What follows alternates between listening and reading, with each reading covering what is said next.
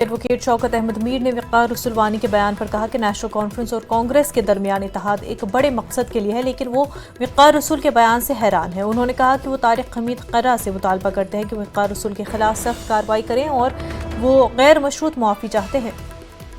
Candidate وقار رسول کا بیان کل شام سے جو انہوں نے بانحال میں دیا کافی زیادہ وائرل ہو رہا ہے۔ این سی کو کھل کے انہوں نے کرٹیسائز کیا، تنقید کی ہے۔ مزید بات کرتے ہیں۔ میر صاحب یہ بتائیے کہ ایک طرف سے الائنس اور ایک طرف سے کانگریس کی اس طرح سے بیان بازی۔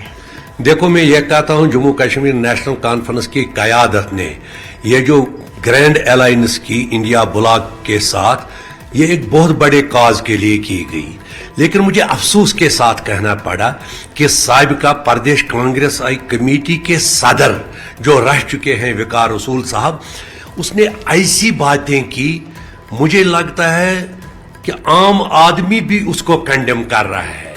شیر کشمیر شیخ محمود عبداللہ اور نیشنل کانفرنس کی ایک تواریخ ہے، ایک قیادت ہے اور ڈیولپمنٹ کا ایک پس منظر ہے۔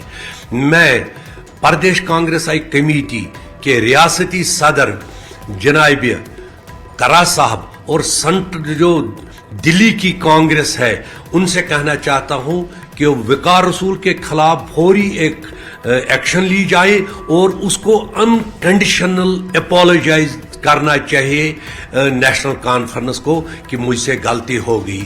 باقی مجھے اس کے بارے میں مزید کچھ نہیں کہا۔